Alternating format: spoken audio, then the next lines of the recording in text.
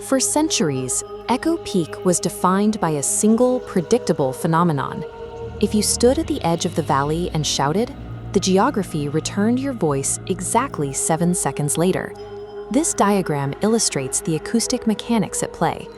Sound waves travel from the center, reflect off the valley walls, and return on a fixed 7-second timeline. It is a closed, measurable system of physics.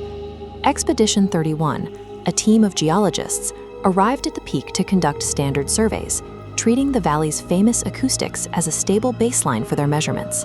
The valley functioned with the reliability of a clock. To understand why the researchers eventually fled, one has to accept just how rigid and predictable these physics were supposed to be. At 5:26 p.m., a researcher shouted into the valley. The team counted to 7. They kept counting. Total silence followed. The expected echo failed. The team initially looked for a rational cause, assuming a specific set of atmospheric conditions had absorbed or scattered the sound waves. 12 hours later, at 5:26 a.m., the mountain finally responded. A 43-second chorus of the entire expedition screaming in terror tore through the campsite, waking every researcher at the exact same moment.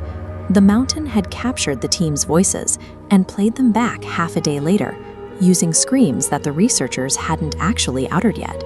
The geologists deployed high-sensitivity recorders across the valley floor, hoping to capture the source of the acoustic delay.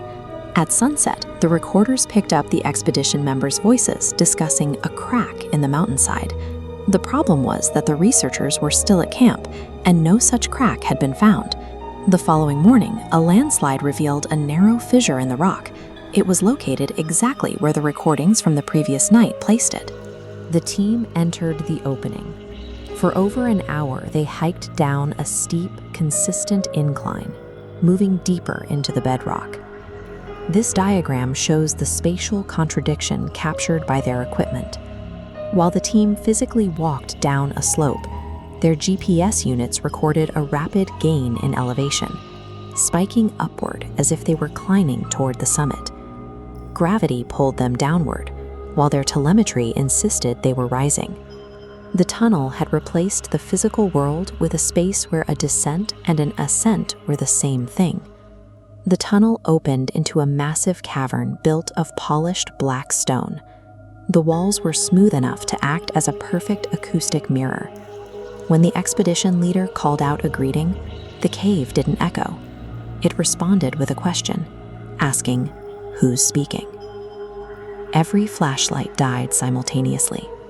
All ambient noise, the sound of shifting feet, breathing, and heartbeats, vanished into a complete sensory vacuum. A single surviving recorder captured the sound of heavy footsteps circling the group. A voice, using the leader's exact tone, then calmly told the team they could leave. The entity in the cave had systematically isolated the team, mimicking their leader's voice to dismiss them once it had finished its collection. Rescue crews found the geologists sitting exactly where they had disappeared. They were physically unharmed, but they had become entirely mute. Medical examinations found their vocal cords intact. However, as this audiogram indicates, the very concept of sound had been erased from their memories. They no longer knew what a sound was.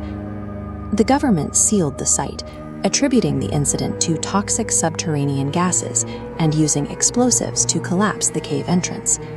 By treating the mountain as a localized gas leak, authorities buried the entrance without acknowledging the intelligent presence that had successfully interacted with the team. 9 years later, a telecommunications company began drilling through the mountain's base to lay fiber optic cables. The boring machine shut down after its vibration sensors detected a rhythmic pattern that shouldn't exist in solid rock. This seismic data shows the anomaly. Cutting through the random geological noise is a rhythmic waveform. Something was walking through the solid, unexcavated rock, keeping pace with the drill. The engineers activated an external microphone to identify the source of the rhythmic vibrations. A voice came through the feed, speaking clear English. It politely asked the engineers if someone had called its name. The transmission cut out instantly. Every engineer monitoring the audio feed lost their hearing at the exact same second. By drilling into the peak, we have integrated the mountain into our global infrastructure. We have provided the entity inside with a direct path to every ear connected to the network.